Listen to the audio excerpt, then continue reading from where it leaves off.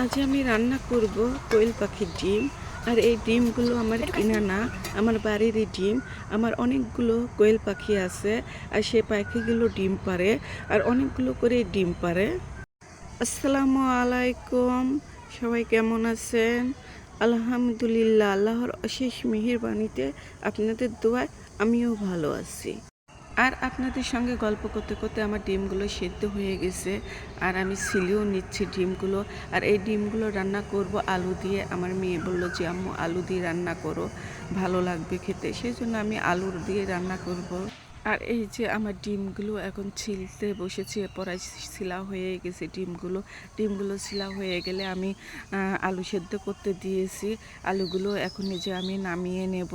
আলু সেদ্ধ হয়ে গেছে আমার। আর এই রান্নাটা আমি করব ভাজনা তুলে। আগে দেখেছি আমার নানি দাদি ভাজনা তুলে রান্না করছে। তারপর আমার বিয়ের পর আমি শ্বশুর বাড়িতে যখন যাই, আমার শাশুড়ি এইভাবে ভাজনা তুলে রান্না করে। আর ভাজনা তুলে রান্না করলে মানে রান্নাটা অনেক টেস্টি হয়। আমার ডিম আলু ছিলা হয়ে গেছে। এখন আমি এই যে ভাজনার জন্য পেঁয়াজ দিয়েছি তেলে। এখন এই পেঁয়াজটা লাল লাল হয়ে গেলে একটু গরম মশলা, দারচিনি আর তেজপাতা দিব। দিয়ে এটা লাল লাল হয়ে গেলে তখন একটু আমি জিরে দিয়ে দেবো। জিরিটা ভাজা হয়ে গেলে আমি এখন নামিয়ে নেব। ভাজনা তোলা হয়ে গেছে, আমি এখন ডিমগুলো ভেজে নেব। ডিমের মধ্যে আমি হলুদ লবণ দেইনি, এমনি দেইনি, দিলে হয় না দিলে হয়। আমি এমনি মানে ডিমটা ভেজে নিলাম। আমার ডিম ভাজা হয়ে গেছে, এখন আমি তুলে নিচ্ছি।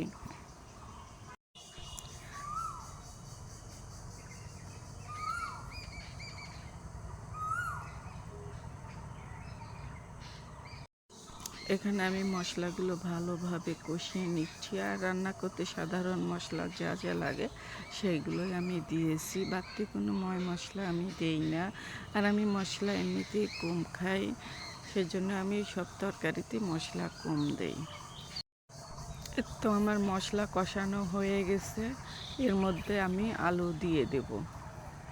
আলুটা ভালোভাবে কষিয়ে ভাজা ভাজা করে নেব। আলু কষানো হয়ে গেলে আমি এর মধ্যে পানি দিয়ে দেব। পানিটা যখন বলক উঠে আসবে, তখন আমি সেদ্ধ যে ভাজা ডিমগুলো আমি এর মধ্যে দিয়ে দেব।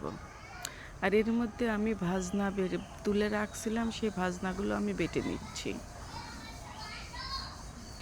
আমার ভাজনা বাটা হয়ে গেছে, এর মধ্যে আমি ডিমগুলো দিয়ে দিলাম। ভাজনা বাটা হয়ে গেছে, আমি ভাজনাটাও এর মধ্যে দিয়ে দিলাম। আর এই ভাজনা হলো তরকারির টেস্টটা বাড়িয়ে দেয়। আমার রান্নাটা হয়ে গেছে, এখন আমি নামিয়ে নেব। আর কি সুন্দর হয়েছে রান্নাটা, দেখতে যেমন সুন্দর হয়েছে, খেতেও অনেক টেস্ট হয়েছে, তাই না আপু ভাইয়ারা? অনেক মজা হয়েছিল। আজ এই পর্যন্তই, টাটা।